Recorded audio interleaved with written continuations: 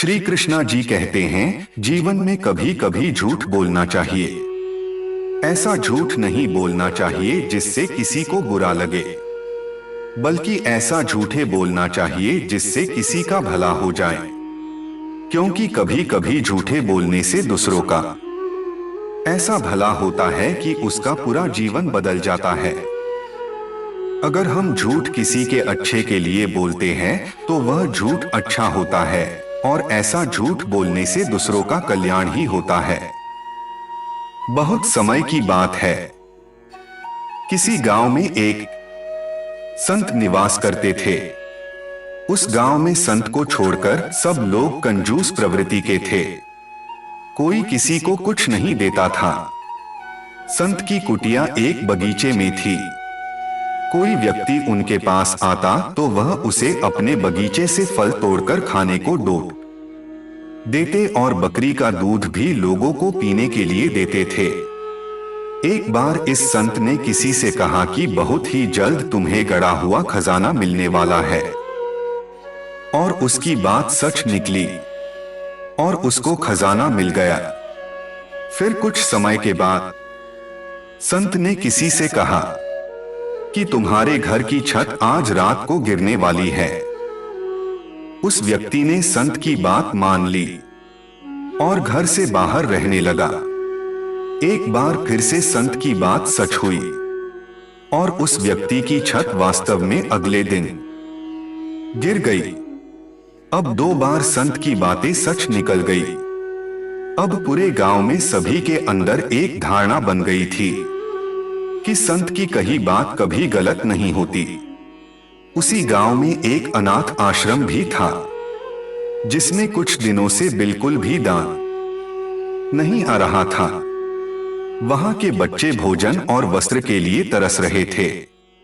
ऐसी स्थिति में उस अनाथ आश्रम के स्वामी ने इस संत के पास पहुंचे और उनसे विनती की और कहा, है संत महात्मन, आपने आज तक जो भी कहा है वह सत्य ही हुआ है। मैं आपसे एक झूठ बोलने की प्रार्थना करता हूं। आप बस इतना कह दे कि 3 दिन बाद प्रलय होने वाला है। संत ने कहा, मेरे बोलने से कुछ नहीं होने वाला, झूठ तो झूठ ही रहेगा। इस पर व्यक्ति बोला, मैं जानता हूं, परंतु आपके एक झूठ से अनाथ आश्रम के बहुत सारे बच्चों को जिंदगी मिल सकती है। संत बोले, मेरे झूठ बोलने से बच्चों का क्या संबंध? तो अनाथ आश्रम के स्वामी ने सारी बातें संत से बताई। संत ने यह भी कहा कि पर अगर तुम्हें लगता है कि मेरे झूठ बोलने से बच्चों को भोजन मिल सकता है तो मुझे सहर्ष स्वीकार है।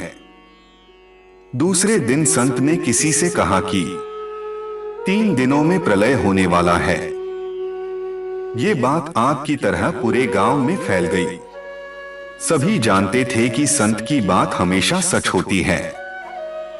किसी ने कहा कि प्रलय के समय जल और थल मिल जाते हैं। ऐसा जानकर सभी मंदिर के प्रांगण में एकत्र होकर प्रार्थना करने लगे। एक दिन पहले ही अनाथ आश्रम का अध्यक्ष मंदिर के पुजारी से मिलकर सारी बात बता चुका था। मंदिर के पुजारी ने घोषणा की कि सबको अगर समाप्त ही होना है तो क्यों न दान पुण्य कर ही मरे। यह सुनकर सभी लोग अपने घर की ओर दौड़े। जिसने जो पाया, अन्न, धन, पशु, वस्त्र, सभी कुछ दान कर दिए। अनाथ आश्रम में भी दान दिया। फिर तीसरा दिन आया और चला भी गया।